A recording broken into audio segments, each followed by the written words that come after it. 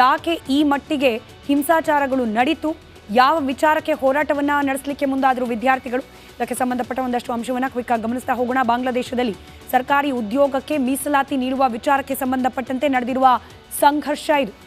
ಅದರಲ್ಲೂ ಬಾಂಗ್ಲಾದೇಶ ಸ್ವಾತಂತ್ರ್ಯ ಹೋರಾಟದ ಸಂದರ್ಭದಲ್ಲಿ ದೇಶದ ಸ್ವಾತಂತ್ರ್ಯಕ್ಕಾಗಿ ಹೋರಾಟ ಮಾಡಿದವರ ಕುಟುಂಬಸ್ಥರಿಗೆ ಮೀಸಲಾತಿಯನ್ನು ನೀಡಬೇಕು ಅನ್ನೋ ನಿಯಮ, ಈ ವಿಚಾರಕ್ಕೇನೆ ನಡೆದಿರೋದು ಸಂಘರ್ಷ. ಬಾಂಗ್ಲಾದೇಶದ ಒಟ್ಟಾರೆ ಮೀಸಲಾತಿ ಪ್ರಮಾಣ 56%ರಷ್ಟಿದೆ. ಅಂದರೆ ಮೆರಿಟ್ ಆಧಾರದ ಮೇಲೆ ಕೆಲಸವನ್ನು ಗಿಟ್ಟಿಸಿಕೊಳ್ಳಿಕ್ಕೆ ಅವಕಾಶ ಇರೋದು ಕೇವಲ 44% ಜನರಿಗೆ ಮಾತ್ರ. 56% ರಿಸರ್ವೇಷನ್ ಅಡಿಯಲ್ಲಿದೆ ಆಲ್ರೆಡಿ. ಈ 56%ನ ಪೈಕಿ 1971ರ ಸ್ವಾತಂತ್ರ್ಯ ಹೋರಾಟದ ಸಂದರ್ಭದಲ್ಲಿ ಭಾಗಿಯಾಗಿದ್ದವರ ಕುಟುಂಬಸ್ಥರಿಗೆ, ಸ್ವತಂತ್ರ ಹೋರಾಟದಲ್ಲಿ ಭಾಗಿಯಾಗಿದ್ದವರಿಗಲ್ಲ, ಕಾಲ ಆಗಿ ಎಷ್ಟು ವರ್ಷಗಳಾಗಿ ಹೋಗಿದೆ, ಅವ್ರ ಮಕ್ಕಳು ಕೂಡ ವಿದ್ಯಾಭ್ಯಾಸ ಮುಗಿಸಿ ಉದ್ಯೋಗವನ್ನು ಪಡೆದಾಗಿದೆ, ಅವ್ರ ಮಕ್ಕಳು ಮೊಮ್ಮಕ್ಕಳು ಇದೀಗ ಉದ್ಯೋಗವನ್ನು ಆರಿಸುವ ಸರದಿಯಲ್ಲಿ ನಿಂತಿರುವವರು. 1971ರ ಸ್ವಾತಂತ್ರ್ಯ ಹೋರಾಟದಲ್ಲಿ ಭಾಗಿಯಾಗಿದ್ದ ಕುಟುಂಬಸ್ಥರಿಗೆ ಈ 56% ಓವರಾಲ್ ಮೀಸಲಾತಿ ಏನಿದೆ ಅದರಲ್ಲಿ 30%, 56%ಅಲ್ಲಿ 30% ಸ್ವತಂತ್ರ ಹೋರಾಟದಲ್ಲಿ ಭಾಗಿಯಾಗಿದ್ದವರ ಕುಟುಂಬಸ್ಥರಿಗೇನೆ ನೀಡಬೇಕು ಅನ್ನೋ ನಿಯಮ. ಈ ಮೀಸಲಾತಿಗೆ ಹೊಸ ನೀತಿಯನ್ನು ಜಾರಿಗೆ ತಂದಿತ್ತು ಸರ್ಕಾರ. ನಿರುದ್ಯೋಗ ಸಮಸ್ಯೆ ಅತಿ ಹೆಚ್ಚಿದೆ. ಯುವಕರಿಗೆ ಉದ್ಯೋಗ ಸಿಗ್ತಾ ಇಲ್ಲ, ಕಷ್ಟಪಟ್ಟು ಓದಿ ಮೆರಿಟ್ ಗಳಿಸಿದ್ರೂ ಕೂಡ ಕೆಲಸ ಸಿಗ್ತಿಲ್ಲ ಅನ್ನೋ ರೀತಿಯಲ್ಲಿರೋ ಸಂದರ್ಭದಲ್ಲಿ 30% ಸ್ವತಂತ್ರ ಹೋರಾಟದಲ್ಲಿ ಭಾಗಿಯಾಗಿದ್ದವರ ಕುಟುಂಬಸ್ಥರಿಗೆ ನೀಡಿಬಿಟ್ರೆ, ಇನ್ನು ರಿಸರ್ವೇಷನಲ್ಲೂ ಕೂಡ ಉಳಿಯೋದೆಷ್ಟು? 20-26%. ಇಷ್ಟಕ್ಕೆ ನಾವೆಲ್ಲ ಹೋರಾಟ ಮಾಡಬೇಕಾ ಅನ್ನೋದು ಅಲ್ಲಿದ್ದ ಉದ್ಯೋಗ ಆಸಕ್ತರಿಗಿದ್ದ ಅಸಮಾಧಾನ. ನಿರುದ್ಯೋಗ ಹೆಚ್ಚಾಗಿರುವ ಸಂದರ್ಭದಲ್ಲೇ ಮೀಸಲಾತಿಯನ್ನು ಕೊಡ್ತಾ ಇರೋದು ಇದೀಗ ಆಕ್ಷೇಪಕ್ಕೆ ಕಾರಣವಾಯಿತು. ಕೋರ್ಟ್ನ ಕಟಕಟೆಗೇರ್ತು ವಿಚಾರ.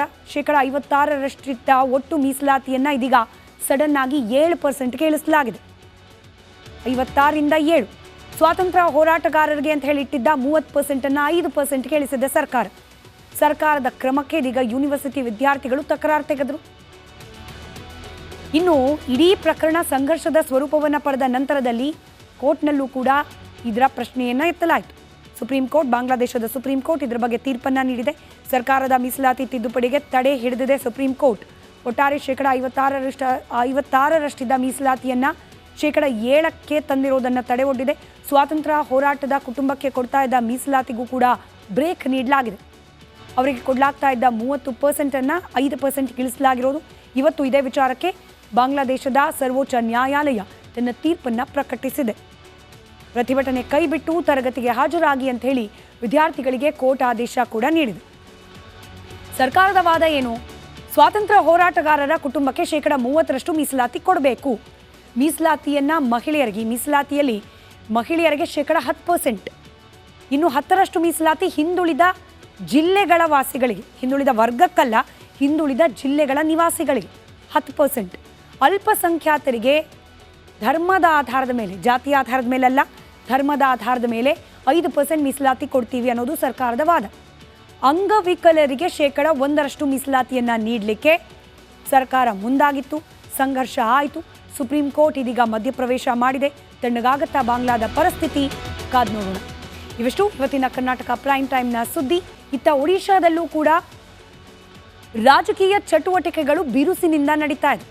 ಅದರಲ್ಲೂ ಈ ಬಾರಿಯ ಚುನಾವಣೆ, ಲೋಕಸಭಾ ಚುನಾವಣೆ ಸಂದರ್ಭದಲ್ಲೇನೆ ಒಡಿಶಾದಲ್ಲಿ ವಿಧಾನಸಭಾ ಚುನಾವಣೆ ಕೂಡ ಆಯಿತು. ಬರೋಬ್ಬರಿ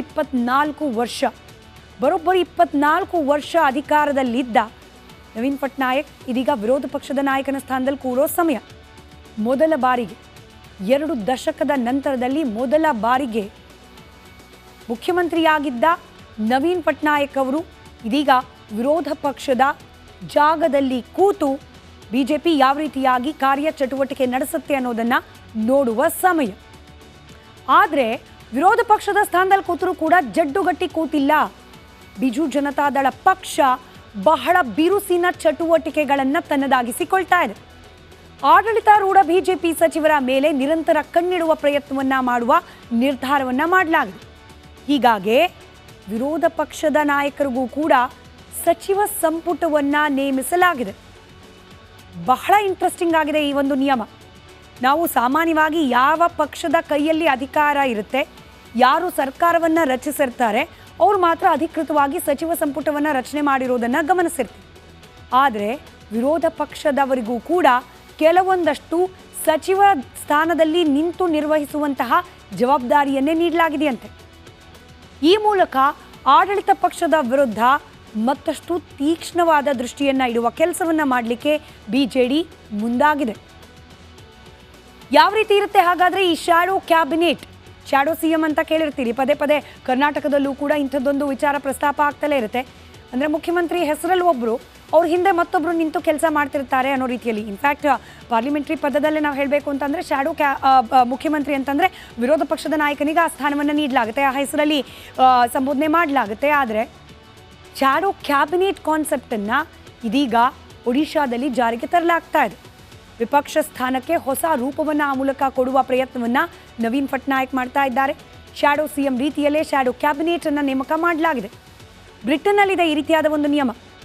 ಅದೇ ರೀತಿಯಲ್ಲಿ ಇದೀಗ ಬಿಜೆಡಿ ಆಡಳಿತ ಪಕ್ಷದ ಮೇಲೆ ಕಣ್ಣಿಡಲಿಕ್ಕೆ ಬ್ರಿಟನ್ ಸರ್ಕಾರದ ಮಾದರಿಯನ್ನು ಅನುಸರಿಸ್ತಾ ಇದೆ.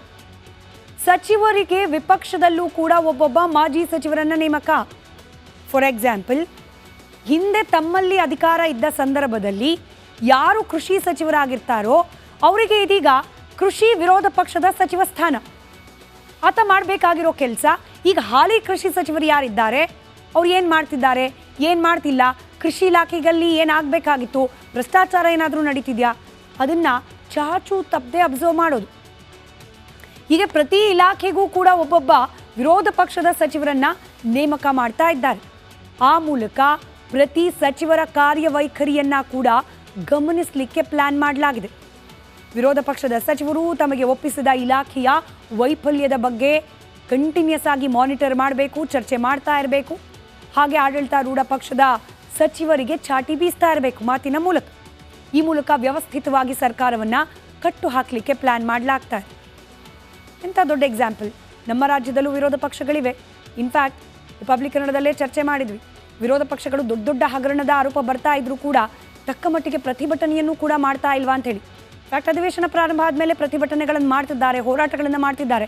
ಆದರೆ ವಿರೋಧ ಪಕ್ಷದ ಜವಾಬ್ದಾರಿ ಕೇವಲ ಹೋರಾಟ ಪ್ರತಿಭಟನೆ ಮಾತ್ರವಲ್ಲ, ಇನ್ನೂ ಹೆಚ್ಚಿನ ರೀತಿಯಲ್ಲಿ ಚುರುಕಾಗಿ ಕೆಲಸವನ್ನು ಮಾಡಬಹುದು ಅನ್ನೋದನ್ನು ತೋರಿಸುವ ಪ್ರಯತ್ನಕ್ಕೆ ಮುಂದಾಗಿದೆ ಒಡಿಶಾದಲ್ಲಿ ಬಿಜೆಡಿ ಪಕ್ಷ.